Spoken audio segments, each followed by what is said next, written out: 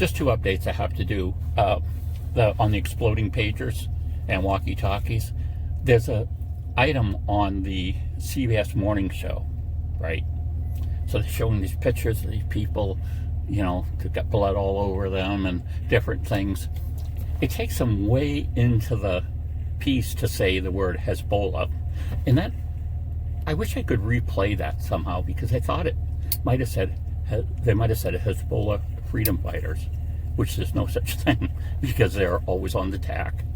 They're always in the wrong. They're terrorists. But anyway, it's interesting how they wanted to frame it in such a way to make it look like, you know, Israel is just crazy. Mossad is just crazy. They go around and kill anyone they want to, or indiscriminately and everything. And that's not true. These people, Hezbollah, sworn reason for existing is to kill Jews. And, you know, if you look at the material that they produce for people that are on their side, you will find that that is their express purpose. It's like PLO was just like that. Yasser Arafat would say one thing to the people from the West, but to people on, you know, in Arab countries, he would be clear about the idea that he wanted to kill all Jews and take the land. So that's one update. Second update is my MRE is from Belarus. I didn't know it was coming from Belarus. Is in Florida. So it's going to get here eventually. Now, we don't know what shape it's going to be in. Evidently, they're in these kind of big boxes, so they're way bulky for someone to carry, but what are the soldiers going to do? If they have to do it, they have to. These are Russian MREs, they're 24-hour MREs.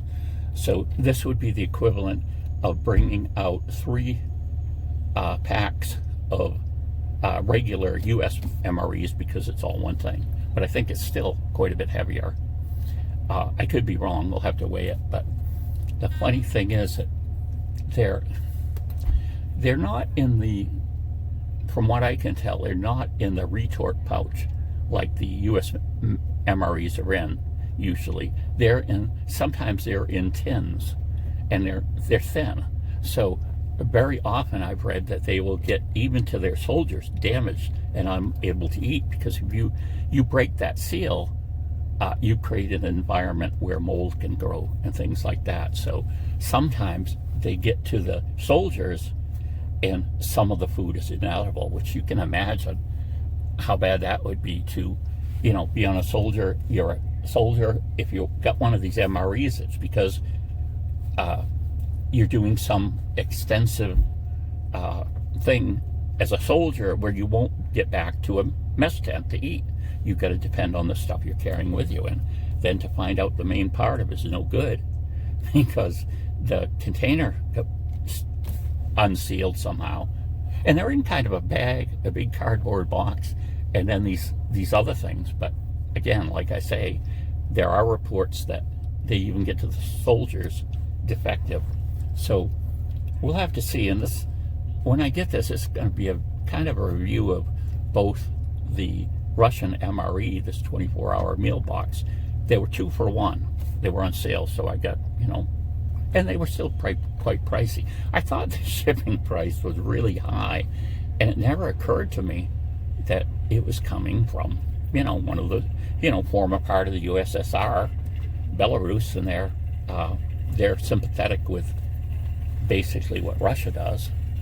And it's like, when we say Russia now, that isn't really the correct title to use. I'll have to look that up somewhere, but it will be interesting to see what condition these get to. And because they're, you know, like I said, I thought it was, the shipping was hard. And then they, you know, they gave me a tracking number. And it said U.S. Postal Service. And I thought, oh, okay, so it's from the U.S. And I go checking, and it's like, no, it's in Belarus. So, I mean, hopefully someone didn't, these aren't black market, and someone physically took them for a place and sold them. So in other words, instead of getting this to the soldiers, they end up here in the U.S. I don't know. But I know I was reading that the packaging for I'd really like to get a Japanese MRE, and I have a contact in Japan, but I don't think it can work out. But and you know, bringing things in, there's some countries there's a big restriction about bringing meat in. Okay, and you know, if it's a sealed MRE, I guess it depends on the custom person whether they're going to pass that or not. But we'll have to see if this arrives completely. But the Japanese ones, evidently, the ones that go to soldiers are in a specific color wrapper type thing, you know, and like the MRE bags that we have in the U.S. are always this kind of gray color, but there's no real distinction between one that's made for, you know, to be used for non-military people and those used for military people. But you will see a lot of videos where people will say, no, if it's got this in it, it was meant for a soldier, and da-da-da. And some of them will be printed not for resale,